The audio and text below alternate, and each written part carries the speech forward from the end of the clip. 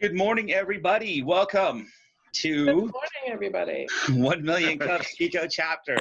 Thank you for taking the morning and spending a few minutes with us to listen to a local entrepreneur tell their story, and hopefully we can give them some feedback. So all across the United States, the Crowdfund Foundation is putting on 1 million cups, over 150 locations, with everybody sipping on a cup of coffee, cup of water, cup of tea, maybe Bailey's, who knows, COVID. You can do whatever you want nowadays. So hopefully everyone has had a decent morning. I know mine was a little challenging. The coffee pot overflowed, the toaster oven overcooked, and I forgot my glasses. So it was just a constant go-to. Luckily, there were no technical issues. So I'm glad we're all here. So Crowdfund Foundation puts on 1 million cups. It's free across the United States. It's open. They'd like to call it the front door to the entrepreneurial ecosystem. It's a safe place for people to come and find out how to be an entrepreneur, how to start a small business with like-minded people that have had the same problems, had the same successes, had the same failures, sharing experience with each other, so we can be a more successful community and a more successful individual. Sharing your experiences is what makes this fun for myself. So you have 6 minutes to tell us your idea or your concept, and 20 minutes of Q&A. And with that Q&A, there's an ask. So remember, when we're giving feedback to everyone, that we try to accomplish hitting their task, or hitting their ask, I'm sorry. So today, I'd like to thank our sponsors, Kent Hastings, with helping with video and audio when we're out in the field. I appreciate him very much, because now that I'm doing it in-house and just even taking the Zooms and transferring them up to YouTube has been a little challenging every other day, depending on the internet connection and just stuff. One time the audio doesn't work on it, next time the picture's all pixely and weird, the next time it's just, you have a lot of patience, Kent. Thank you. And our organizers, we have Heather Oogie with the Chico Chamber of Commerce. We have Eva Shepard with Chico Start, myself with Chico Start, and we have Miss Wendy Porter with Butte College. And today we have Danny, which one of our former organizers. Thank you for being here today. And now I'd like to present Miss Michelle Thimesch with CrowdStreet Funding. She has a very interesting concept, which she is here to help people like us succeed. So Michelle, you have 6 minutes, and then we'll do some Q&A. Thank you for your time, and the platform is yours, and you should be able to share the presentation. Okay, let me put up my, let's see. Okay, hi everyone. I'm Michelle Thimesch. I'm a business lawyer and the CEO of Crowdfund Mainstreet. Crowdfund Mainstreet is an investment crowdfunding platform. The really cool thing about investment crowdfunding, particularly on Crowdfund Mainstreet, is the fact that we can now offer investments to anyone. So anyone, anywhere can invest now in small businesses and startups. And that is a huge change to the law. It used to be, ever since the Great Depression, it used to be that we limited who could invest in small businesses as a way of growing their own wealth to only the very wealthy. So in this day and age, as we're seeing sort of the results of the income and growing inequality, we know that that's not the path forward. So this is a relatively new tool that I advocate using for economic development and supporting the small businesses and startups that need capital to grow. So let's see. We all know that the U.S. economy more than ever needs to support its small business. Small business is the economic engine of our country. It's responsible for over half of our gross national product. It's responsible for over half of the jobs. We need our small businesses to thrive. And I just want to mention too that it's not just the economics. We love our homegrown businesses. The thing that makes us unique in our communities is the character of our local businesses. Otherwise, we just look like Anywhere USA, and no one really wants that. Not only that, as a municipality, our cities and towns do so much better when we have a robust local ecosystem, because for every $100 that's spent, $68 per 100 stays local when we spend money on our local businesses, and only 43 of those dollars stay locally. That $25 difference per 100 spent means the difference between living wage jobs, things like philanthropy, civic engagement. It's actually really enormous. We know that small businesses need funding to thrive, and the failure of small businesses, which is pretty well known, has everything to do with the lack of access to capital. So 82% of businesses fail because of lack of access to capital. It's a myth that small business as an asset class is particularly risky. The reason that small business is risky is because it's very difficult to get the funding that you need to grow your business to be successful. It has more to do with that. We don't lack innovation. We don't lack great market-based solutions to some of our underlying systemic problems. What we lack is a steady stream of capital. Small businesses and startups have been the economic engine for every downturn we've ever experienced. Small businesses are more nimble. They innovate in a way that Fortune 500 companies just are too big to do. So we really need our small businesses, but we have to look at the financing of our small businesses in a little bit different way. And that's where we enter investment crowdfunding. Investment crowdfunding is a really cool tool because it takes it to the streets. It's a very grassroots tool that can be used by people for people. So gone are the days when we are just at the mercy of whatever happens to be funded. So an organization like the SBA, even though they would love to support more small businesses, they're highly regulated and they're very limited in what they can fund. Other types of capital like venture capital or professional investors, over 99% of businesses do not qualify for that kind of capital. So this is about taking it to the community so that the communities can decide what businesses they want to be in their community and grow organically from that place.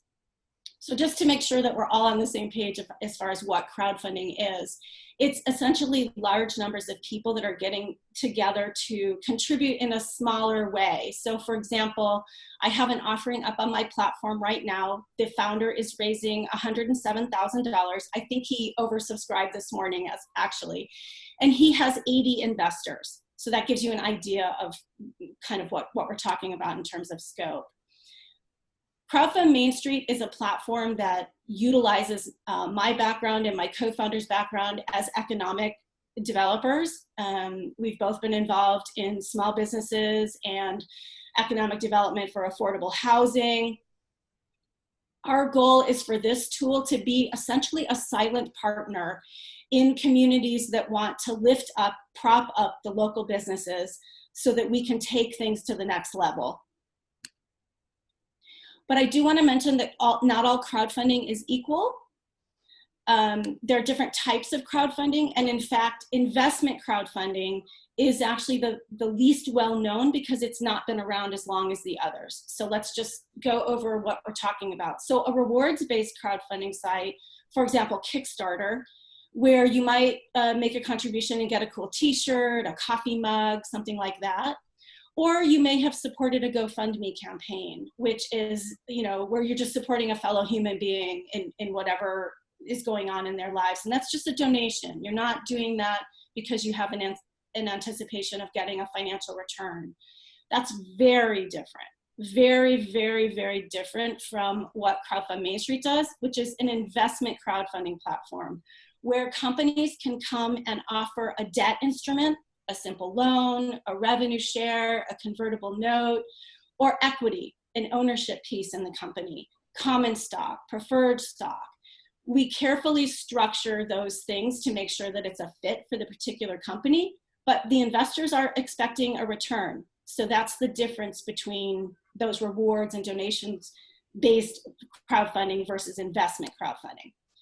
And what's really cool about this tool is that we know that it is wildly successful. The average campaign raises over $250,000 in investment crowdfunding versus the other types of crowdfunding where the average is more like $7,000.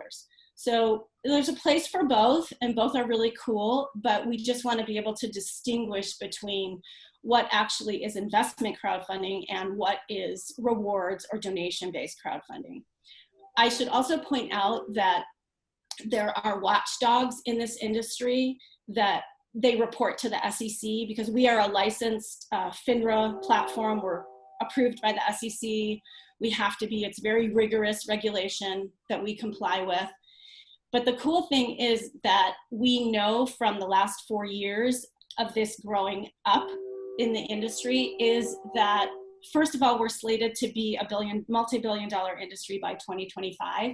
But more importantly, what we've learned is that women, for example, and people of color, that demographic gets very little capital from, say, the professional investors like venture capital, less than 1%. Over 70% of the women and people of color who use investment crowdfunding are successful in reaching their minimum. So we know that this tool works for the people that we want to serve. We're excited about that. I know we have a big Q&A. I really want to encourage people to apply. If you or anyone you know has a business with a market-based solution to some of our problems in our communities, in our industries, the best way to get an interview is to actually go to crowdfundmainstreet.com and click the Raise Funds tab. It's a very short little application that will get you into the interview stream. If you have a general question, you can just reach us at admin@crowdfundmainstreet.com. Thank you so much for listening, and I look forward to questions. Awesome. Good job, Michelle. Thank you. Yeah. All right. So let me put this on everybody so I can see everybody. So Michelle, I know Tim is saying this, but I'm just going to interject real quick because I met Michelle through. Hold on. The dog knows that Dad just stopped by the house. Hold on. Go outside. Daddy's outside. Go. Good boy. Okay. Through some work I do with the SBDC. And so when I said, hold on, what's the name of your company again? Right? And I'm like, cool, because this is exactly the kind of stuff I want to help promote. It's just so, it's kind of like, I wonder, Michelle, sometimes you think about if everything you've ever done in your life led you to here and this time and how this is such an interesting precipice, right? But I will stop talking and let Michelle talk more by asking Michelle to tell the story of how you came up with the idea. Okay, so we'll go from there. Yeah, because in my law practice, because I represented small businesses and I did a lot of succession planning and creative financing, it was always something that stuck in my craw that access to capital is so hard. And I represented successful small businesses, and it was just a constant struggle. We had to be so creative. So back in 2012, when the Jobs Act of 2012 enacted the legislation that allows Crowdfund Main Street to exist, I was really excited. And then it took 4 years to get the regulations. So in 2016, because it was controversial to open up investing to everyone, the SEC basically has the attitude that unless you're already wealthy, you're not smart enough to invest in small businesses, basically. And my co-founder actually wrote the original petition to the SEC in 2010 that said, you've got to make a change. We have to let everyday people invest in small business. This is not fair. Anyway, that legislation, she was at the signing of the bill. that legislation actually it ended up in regulation or investment crowdfunding. And for me, when I saw in 2016 that none of the players were utilizing this tool to actually reach the kind of businesses that were solving the problems that we have, all of the platforms were saying, we'll teach you how to be a mini VC. They still wanted those hockey stick returns that are not feasible for most small businesses. So I got really frustrated and decided that maybe I need to do this since no one else is doing it. Not sure that was a good move or not, but there you go. Somebody has to. So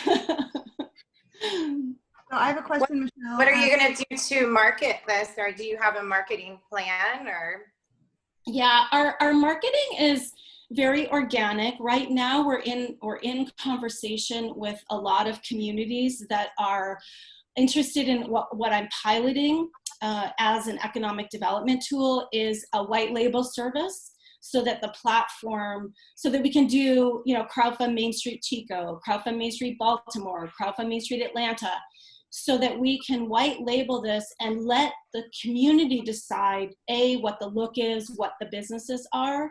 So we're in conversation with a lot of organizations and municipalities that are interested in growing the local entrepreneur community, and especially in opportunity zones where we've got a lot of outside investment capital coming in.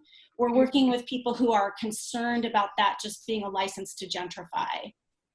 And then, we do things like my co-founder has a law practice where we help people decide on what exemption they're going to use to raise money. So that's a pipeline for us. I do some speaking engagements, but yeah, that's where we are. okay. This is awesome.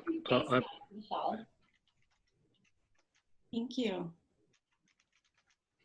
Where are you based out of? Oakland. Oakland? Cool. I could see doing like some digital targeting for, I just would make a recommendation for banks and places like that, like higher end banks in each market, so that you're capturing people that are going in to put in money, and you could do a geofence around those places. Could you say more about that?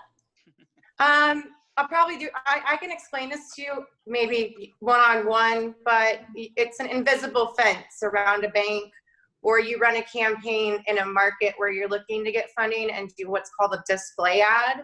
And then you put in your target demographics and it gets served to the smartphones or desktop computers of that target demo. Interesting. Yeah, I look forward to I can explain that to you later. You can get my contact information from Eva or Tim. Okay, thank you. Mm-hmm. Michelle, I have a question. This is Wendy. How can you explain how it works from the startup point of view? And do they fill out an application? Then what happens? Do they have to pay money? Yeah. It can run right now. We can launch someone for $500 upfront. We tried a program where we didn't charge anything. That was a total disaster. So we won't be doing that anymore. There is a regulatory filing that has to be made. It's called the Form C. And there is also, you need an instrument, right? You need to know what you're offering. So you need the legal document, whether that's a note or a subscription agreement, depending on what you're offering. So I'm interested for my business. You did? I'm interested for my business. So I talked to you about that. I have a startup and I'm getting to the point of launch finally. So, but it's for a close line. And frankly, someone like you who understands marketing and getting the word out would be wildly successful. You really do, doing crowdfunding well is difficult.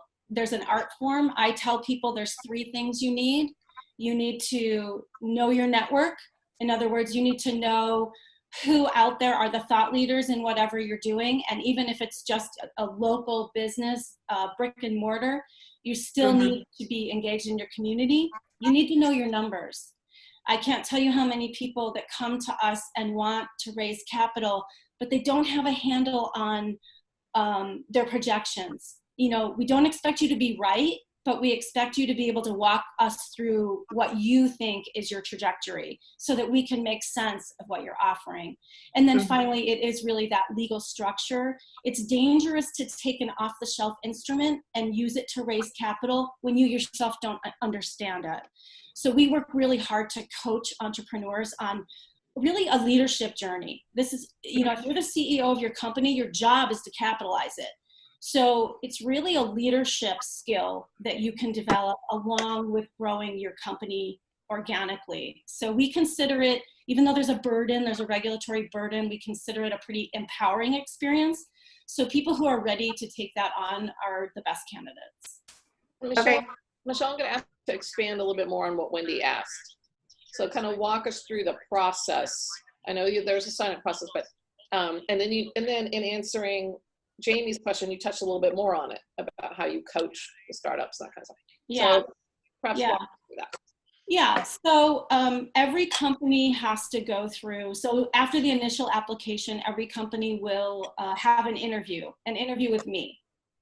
And what I will do is I will talk to that company about, you know, where they are right now, how much they're looking to raise, how engaged are they in their network? Do they have the bandwidth to do this? Oftentimes we see people that are so bogged down by, you know, that hamster wheel that they have trouble getting out of that. So we have a readiness assessment that happens during that interview. We talk about the numbers. I want to see your pro forma. I want to make sure your corporate documents are in order. I want to make sure you filed your tax returns. I want to know what your entity, your legal entity structure is. We go over all of those things to make sure that you're actually ready. And then once we know that you're ready, then we go into supporting you building a campaign. Maybe you'll do a short video. All of your disclosure documents, you have to have your financials. If you're raising over $107,000, you have to have reviewed financials. We'll get you set up with a CPA who can do that for you. So that's the level of kind of hand-holding that we do. And then usually it's about a 12-week process. And then you'll do a marketing campaign. You'll work exactly like week to week during the campaign is live. We're going to know what you're doing in week 1. We're going to know what you're doing in week 2 so that you feel supported. And when you get run down and somebody says no that you thought would maybe say yes, that you can get right back in the saddle because you've got a plan. Michelle, is your firm educated in doing international trademarks?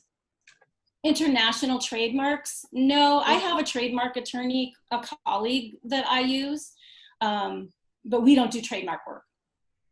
Okay.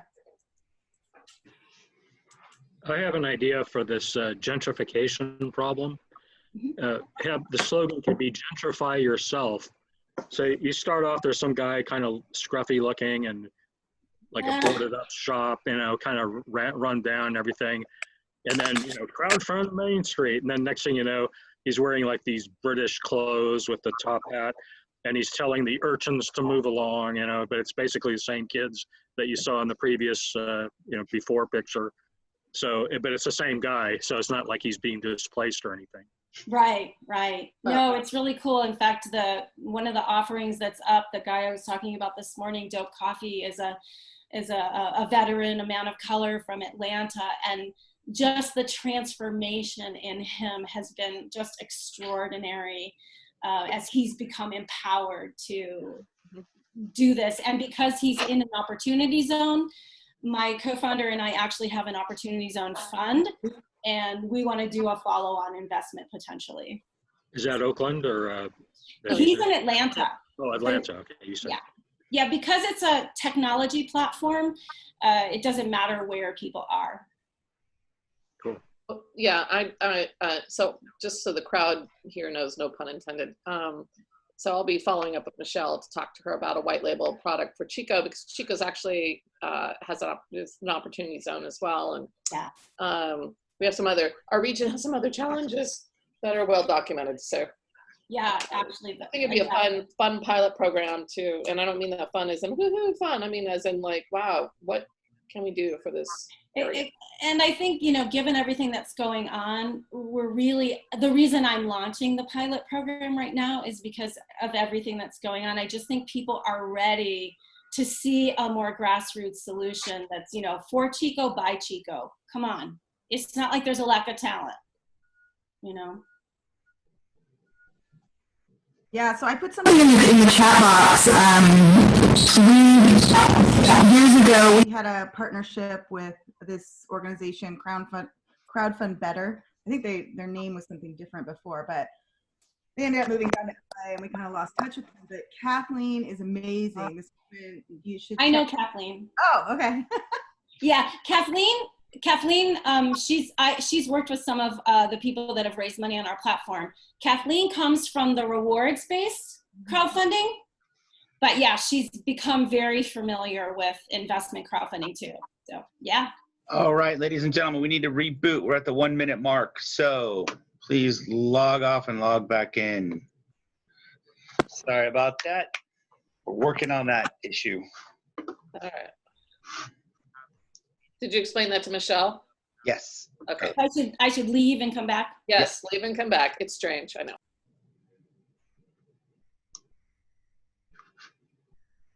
Someone was asking me if I knew Kathleen from Crowdfund Better.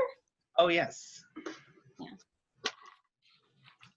Yeah. Which of course I do. And I think the point of you know, someone like Kathleen is she understands the landscape and understands the fact that it really is kind of an art form. You have to,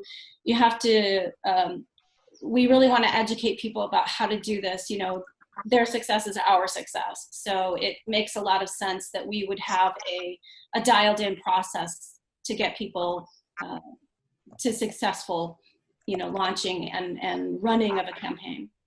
So what's a typical time frame on contacting you to getting up and then reaching the goal? I mean, how long does the process typically take, or are you still getting that down to see what the? It does depend a little bit on how close companies are. Sometimes we tell people that they're not quite ready, and here are the things that you can do to get ready. But when they are ready, it takes about 8 to 12 weeks of preparation, and then we will work with you to decide how long your campaign should run. Should it be 30 days, 60 days, 90 days? You don't want to go too much longer than that, because the middle tends to be a little sluggish. So what about like typical other crowdfunding places? If you meet the 100%, you get so much of it. If you don't meet the 100%, what happens there? I mean, if you get within $100, it just all go to shit, or does it go someplace? Yeah, so you do need to reach your minimum. So there's a minimum and a maximum. So every company that raises has to identify a minimum. And what we do is we work hard to come up with a minimum that makes sense. So in other words, what's the minimum that you can do something with? And so, for example, the offering that I was talking about earlier, we made $27,000 his minimum investment, and we also did it as a rolling close, meaning that as soon as he reached 27, he could access that capital, because that would help him, you know, keep going. So, so now he's up. I looked this morning. I think he's going to be. I bet he's reached his max. So he's up to 107 plus right now. But he was able to get that money.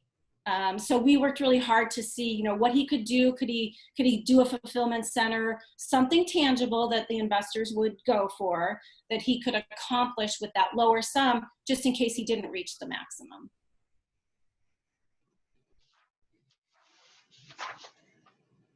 What are some of the reasons that you've turned anyone away? Yeah, the people that I've turned away is they don't have much more than maybe an idea. Yeah. it's pretty hard to crowdfund an idea because there isn't a test to sort of determine whether or not you're the right person to bring this forward. So too early stage, and you know, startups are possible. And in fact, most startups usually have an entrepreneur that's been doing something for the last 3 years, you know, even though they may still be pre-revenue. So we look really hard at where you are, making sure that you're actually in a position where you could steward investor capital. And then the other thing that we're really not interested in is if you just are looking to quick, you know, in, out, be done. Everyone who's raised money on our platform has some component, some social component to what they're doing, whether that's propping up their local community, impacting an industry. We want to change the world, and we know that enterprise is a way to do that, and we want to focus on those entrepreneurs that are looking to use business as a force for good. How has, the first thing that came to mind is masks. In my head, I'm like, oh, I want to ask her, are there any entrepreneurial mask companies that have come to you for this since COVID, right? But I mean, what have you seen maybe unique that's come out of the last like 3 or 4 months during the COVID? Definitely have seen more entrepreneurs of color coming forward with their business ideas. Definitely. More entrepreneurs who are interested in either coming back. We've also seen a huge uptick in interest from companies where the founders may be looking to retire, right? So maybe they don't want to come back after COVID, but there's still this beloved institution in the community. So we're looking at exit to the community, using investment crowdfunding as a way for employees or the community itself to buy a business, so that it can succeed and continue. Especially now that we have this silver tsunami, where, you know, all the people my age are, you know, aging out, and we're the tail end of the boomers. Hey, we're not dead yet, Michelle. No, it's I've never heard that. we're retiring. Yeah, no, I love it. I love it. Talk about a marketing moniker, right? Yeah, well, 2 to 4 years, there's going to be just a big rush of retirees. That's yes. Yes, the transfer of wealth over the next 10 years is going to be enormous. And investment crowdfunding is potentially a really great way to allow a transition for a viable business that, you know, maybe the family doesn't want, but that somebody else could come in and run. You know, I've got people in my network who say, why start a business? Buy an existing one, you know? So you're here to say, hey, I can help you with that. I can help you with that. Yeah, I can help you with that. Great. In fact, I just loved my conversation with Michelle, because I was like, she's articulating things that people are thinking about. They're not on the front page of the newsletter, but they're going to be in, you know, 4, 5, 6 years. And then this morning when they're saying, look, you know, there's one thing for all of us to say, okay, we're probably going to have another shutdown. But then this morning they're saying, hi, you're going to have another shutdown. Right. So, I mean, these are all things that we need to help look at. How are we going to prop up local? How are we going to prop up local? I mean, there's just, and it's through COVID contact tracing, through having local crowdfunding investment, through, you know, having better access to public health and testing. I mean, none of us, you know, I don't have all the answers, but I sure as heck want to bring to the table people who do have some, so that we can put in those critical pillars to support. And this is just one of them as far as I'm concerned. Because public health crisis is an economic crisis. Economic crisis is normally a public health crisis. I mean, they're intertwined. If you ain't got the money, honey, right? You know, just, anyway, enough about my soapbox. I'll get any more. Well, and I mean, the other key component is really educating the community about the power that we actually have to invest in small businesses that are presenting solutions that we can get behind, that are values aligned. If you're invested in the S&P 500, I'm guessing you're funding some things that you're not particularly thrilled about from a values standpoint. We've got really, really no accountability. Having a small business used to mean a certain level of accountability and citizenship in a community. And that's just gone with our multinational corporations. We don't see that anymore. And our society reflects that.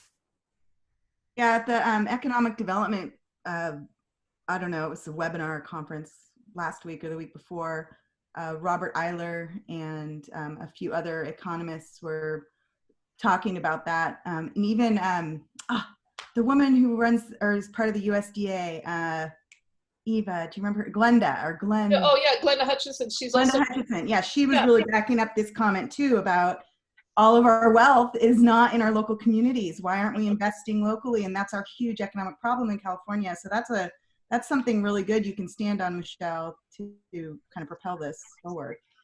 Yeah, I just see it's ironic. I see so much potential for something like this in the North State, and then conversely, I see so much potential for Michelle's company nationwide, right? And so I look forward to seeing. Where this goes, and look forward. So one of the things we do, Michelle, also with Women in Cups, is that we have follow-up stories. So we invite people who were maybe presented a year ago. We ask them to come back and give us an update. And so, and sometimes even at the 6-month mark, if something big's happened, right, for them. So it doesn't mean we track that, but at some point near the year mark, we do touch base with people who presented. So we'll probably have you back as well. Nice. And then I'm going to keep you busy. So we're going to with some folks up here, but we'll talk about that offline. Okay, I also think you should apply to other 1 Million Cup chapters to really get the message out. I know. I was going to the larger markets. Laura Good. I get introduced her to Laura Good, and it'll. Yeah, the larger markets, the basic message to invest local, not global or national, especially just really hits home with the 1 Million Cups Crew mentality, and just the crew and local, doing stuff local and getting into the local ecosystem. So having a place to funnel all that to, present the ideas, have a place, position it, and then have the local people invest into that funnel would be amazing. So I'm looking forward to seeing what happens. This is exciting. Yeah, and Paul Singh. You should have a conversation with Paul Singh too. Yeah, good idea. Good idea. So he travels around the country educating smaller communities about investing in startups. Oh. And so he and his wife are investors themselves. He came out and did an event in Chico last year with us, but Eva can introduce you to him. He's amazing, and just having a conversation with him and his wife could really help what you're trying to achieve and getting tied in with what he's doing. He's a little ADD, we'll warn you ahead of time. But most of us smart people are. So anyway, but I'll introduce you to him as well. Thank you. That's awesome.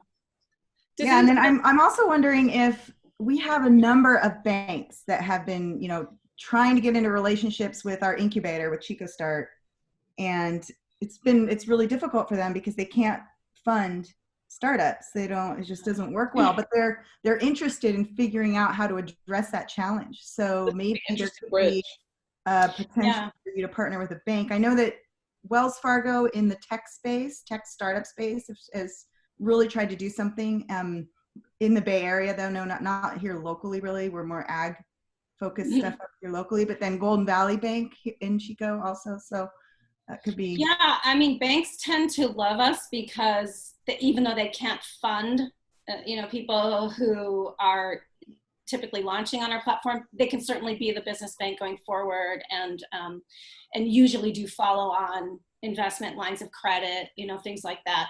Yeah. And it's a good point that you bring up about incubators and accelerators. These are great, and we have them all over the country. The problem with every single one of them is they all end at funding, right? So and even though there may be a little bit of money, right. You'll have businesses that have gone through great programs who are just stalled because there isn't the capital for that next step. So we love partnering with incubators and accelerators because we can actually teach you how to teach them to be prepared for stewarding investor capital and get ready to launch a campaign. It should be part of those accelerator and incubator programs, in my opinion. Yeah, and they aren't in all of them. They aren't in some of them, like say Y Combinator and other really well-known ones. But they're starting to get a clue. Like even at the business colleges, when you look at how they teach entrepreneurship, the last thing they teach is financing. And so one of the things that CSU did in just this last year is flipped it. So we'll see how it works. But they flipped it. And so you have to teach financing and build your business plan around it. So that's going to be fun. Yeah, because I'll be teaching that. You know, and I'm like, but so, you know, that's the other place where I also see where a company such as yours could be actual real, you know, get your foot in the door of some of these business colleges, because you're teaching a concept that pairs nicely, right, with all the different parts of the financing. Financing is not a what's the word I'm looking for? Linear. It's not always linear, right? So. Right, and there are lots of exemptions. This is, you know, the exemption that I use, the securities exemption that I use for the platform is just one way to raise capital. There's lots of different exemptions. This is something that's not taught. Right, exactly. Right? And that's just something that needs to be taught, especially with the way things are going nowadays. Yeah. I mean, I think it's going to be a necessary tool in the toolbox. Yeah. Or what happens is, you know, poor people are spending a lot of time trying to get in front of venture firms, and you know, it's so sad because the venture capitalists will tell you we do not fund anything, but people don't know of other alternatives yet, so they keep barking up that tree thinking maybe they'll change. Well, they're not going to change. What's their motivation for changing? Or maybe my idea is going to be the one that gets right. I'm going to be different. Yeah, I'm going to change someone's behavior. You just watch me. But you know, they will come, but they're going to be the last to come along, and it will be kicking and screaming. But you know, they'll be the first to tell you that their model was never designed to be the mainstream funding source. You know. All right, you guys, we have to wrap this up. So I have a quick question, if you don't mind. Do you have any in your network, any like manufacturing contacts, like for electronics or things like that? Manufacturing contacts. Maybe if we get a little, maybe offline, we get some specifics, I might be able to offer something. And I can share Michelle's information with you, Kent. Okay. All right, I have to jump on and be on another presentation in just a few minutes for Grow with Google. So tune in there if you like. But I want to thank you very much, Michelle, for the presentation. That is amazing stuff. I'm looking forward to seeing how Chico can be part of it and seeing the other presentations, and definitely just book your 6-month update right now. Let's get that in the calendar. Okay. And because it's gonna be huge right now with COVID going on. It's just a huge opportunity for local communities to help support the community themselves. So thank you to all of our organizers, all of our sponsors, and everyone for taking out the time today. Please bring someone with you next week to listen along. And remember, go out and be awesome today and have fun. Thank you, guys. Thank you. Thank you again, Michelle. And Thank also you. tomorrow. All right, thank you. Okay, cheers.